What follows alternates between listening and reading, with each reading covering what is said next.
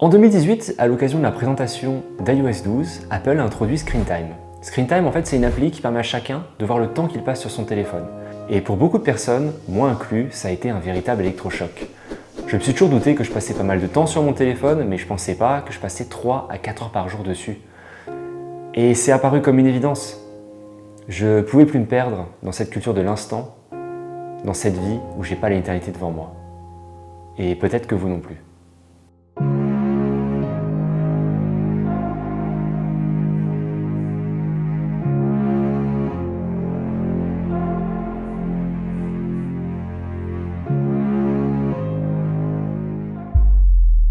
Cette vidéo, je la fais avant tout pour les personnes comme moi.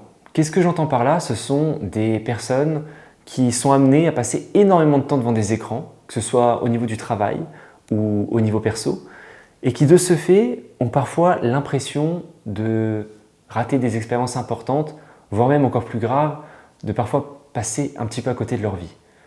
Et dans ces cas-là, la première chose à faire, c'est juste de se laisser la possibilité d'avoir de nouvelles opportunités. Et pour ça, il faut libérer du temps.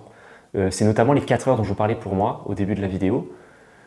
La première solution, et c'est la plus radicale, c'est de quitter purement et simplement les réseaux sociaux. Et si vous en êtes capable, grand respect. Moi, c'est pas du tout mon cas, c'est pas possible. Mais il existe quand même d'autres solutions, et il y en a 2 qui ont marché pour moi et je tiens à vous les donner.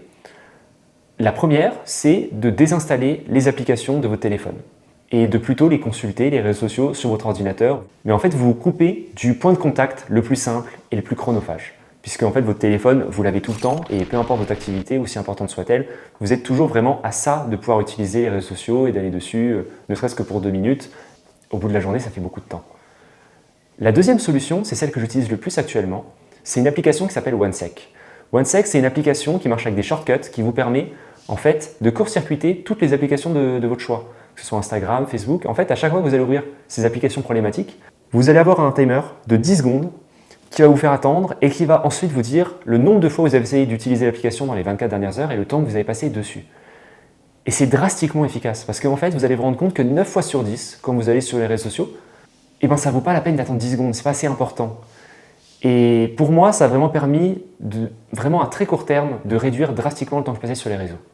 Il n'y a aucun placement de produit parce que évidemment j'ai que 200 abonnés et je fais rarement plus de 1000 vues, donc voilà, c'est une recommandation qui vient vraiment du cœur, donc n'hésitez pas.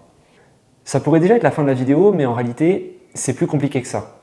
Si vous avez déjà entrepris ce que certains appellent une détox digitale, en fait il y a quand même d'autres soucis sur le chemin. Le temps que vous avez en plus, donc dans mon cas précis moi c'était 3 heures, c'est pas une belle plage horaire de 3 heures qui apparaît sur votre journée, en fait c'est plein de plages de 2 minutes qui se mettent bout à bout et espacées dans la journée.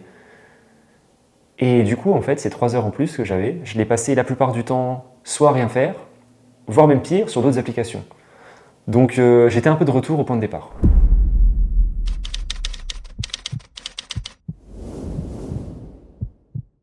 And this is really what drives me insane. There's so many books, but not enough time. Between Netflix, podcasts, social media, binge-worthy cable shows, The New Yorker, and the 24-hour news cycle, how the fuck am I supposed to find time to pick up a book? Mac Joseph, c'est un créatif que je suis depuis longtemps.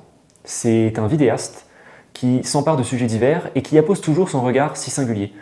Dans cette vidéo-là, il invite son pote Tim Urban et il était sur le point, avec une série de calculs assez basiques, de révolutionner mon existence et peut-être la vôtre.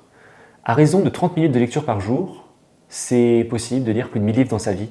Je sais que pour certains ça peut paraître évident, mais pour moi c'était assez exceptionnel de voir que c'était possible, sans chambouler son quotidien, de se faire une culture littéraire solide. Parce que là en fait il ne s'agissait pas de ne plus voir ses amis, de ne plus dormir ou de ne plus jouer aux jeux vidéo, il s'agissait simplement d'ouvrir un livre plutôt que Twitter. J'en ai 26 aujourd'hui, mais pendant 21 ans j'ai entretenu une relation très conflictuelle avec la littérature.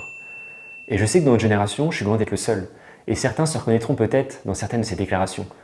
Je préfère largement regarder 5 films plutôt que lire 500 pages.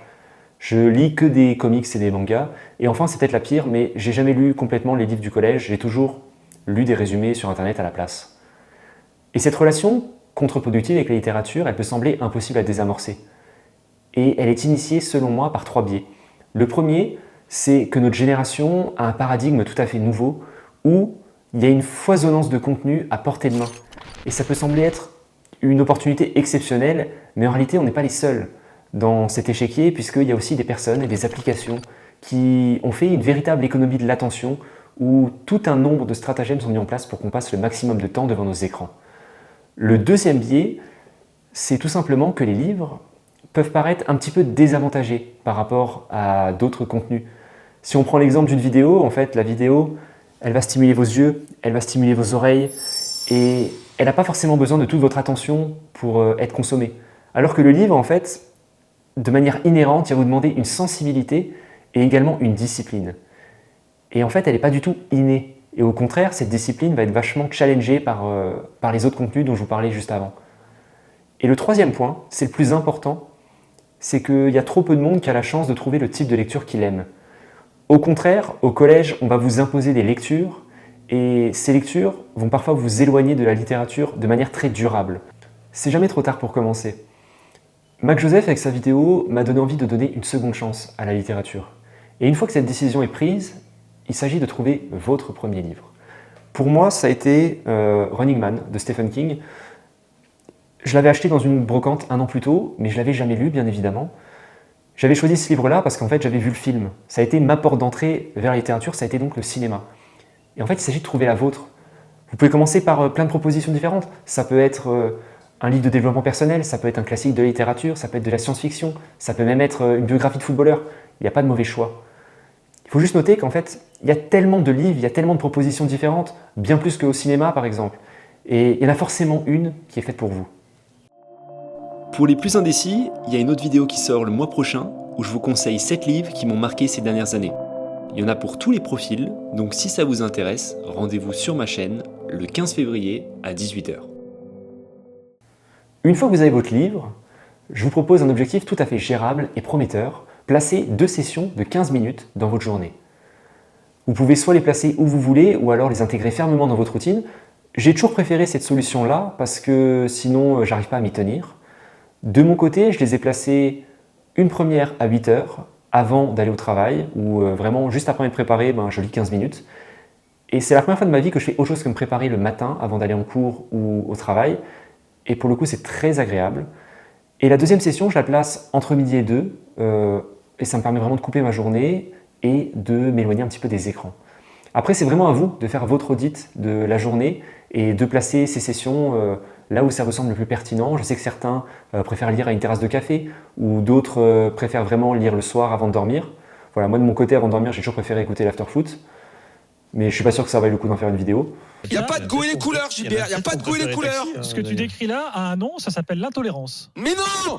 Arrête, franchement, je m'en vais. Arrête de dire ça. Petit bonus, avec cette méthode à 2 sessions de lecture, qui n'est pas faite pour tout le monde, c'est possible de lire 2 livres à la fois. Moi, c'est vraiment une option que j'adore parce que en fait, j'ai une session de lecture qui est un peu plus axée pro, avec des livres business ou axés créa, et j'ai aussi une session de lecture perso où là, je vais plus avoir des romans et des biographies. Cette option de lecture, elle marche que si vous avez des livres très différents. Voilà. Moi, dans mon cas précis, c'est impossible de confondre Elon Musk et Romain Gary. J'ai personnellement une vitesse de lecture assez lente, et en fait, en moins de 2 semaines, en 14 jours, j'ai lu mon premier livre, et en fait, j'en revenais pas. Je me suis vraiment demandé comment j'ai pu attendre 7000 jours dans ma vie pour finir mon premier livre sans images. Et à tous ceux qui n'ont jamais trop lu de livres dans leur vie, comme moi, je vous invite vraiment à vous fixer cet objectif avec ces 2 sessions, parce que en fait, vous serez tellement fiers d'avoir lu un livre en 14 jours que en fait, la moitié du chemin sera déjà fait pour continuer sur votre lancée. Si vous trouvez assez rapidement le type de lecture qui vous plaît, en fait, vous allez prendre confiance très rapidement en votre capacité à lire des livres plutôt que de scroller. Les livres, c'est une matière qui est tellement durable. Je vous le disais un peu plus tôt dans la vidéo, ils demandent une discipline et une sensibilité qui est bien plus grande. Et finalement, pour moi, c'est un des plus grands avantages. En vous accompagnant bien plus longtemps qu'un reel ou qu'un short, le livre a une rétention qui est beaucoup plus longue et vous n'allez pas l'oublier de sitôt. Et c'est là que je veux venir au cœur du message de la vidéo. Le message de la vidéo, c'est pas de vous dire, vous passez actuellement 3 heures devant un écran et il faut passer à la place 3 heures devant un livre. Parce que, en fait, vous isoler devant un livre ou vous isoler devant un écran, dans aucun des 2 cas, c'est parfait. Le message, c'est plutôt de dire qu'en ayant un temps de lecture raisonnable progressivement, ça vous permet d'avoir une activité qui en fait a une logique de consommation qui est plus longue. Et cela permet de développer votre discipline et votre attention. Et en fait, ces 15 minutes, 30 minutes de lecture par jour, elles vont avoir une incidence sur tout le reste de la journée parce que vous allez déconstruire ce que font les réseaux sociaux sur votre esprit. Ça va décupler votre attention et ça va vous permettre, dans toutes les plages de 2 minutes dans la journée, en fait, d'avoir une attention qui vous permettra de mener bien plus loin les efforts dans les projets qui vous tiennent à cœur et ça vous permettra également de profiter de l'instant présent et des personnes avec qui vous êtes. Nous approchons du terme de ce récit. J'espère que j'aurais pu en inciter quelques-uns à lire davantage. En réalité, au fond de moi, je suis persuadé que tout le monde aime lire, mais que nous vivons dans une époque et dans un système éducatif qui ne favorise pas la lecture. Je ne suis pas là pour diaboliser les réseaux sociaux, ni même l'éducation nationale. Je dis simplement que notre temps est précieux et que c'est précisément pour cette raison que nous devrions tous faire très attention à la manière dont nous l'occupons. Encore plus dans une époque où l'économie de la distraction est centrale. Si mon cas de réfractaire à la littérature vous semble familier, je vous invite chaudement à redonner une chance à cet univers qui est à portée de main. Et de mon côté, je vais partir en citant Voltaire dans Candide, un livre que je prétends avoir lu depuis la 3e. Il faut cultiver notre jardin. On my mind, out of luck, fell behind, fell in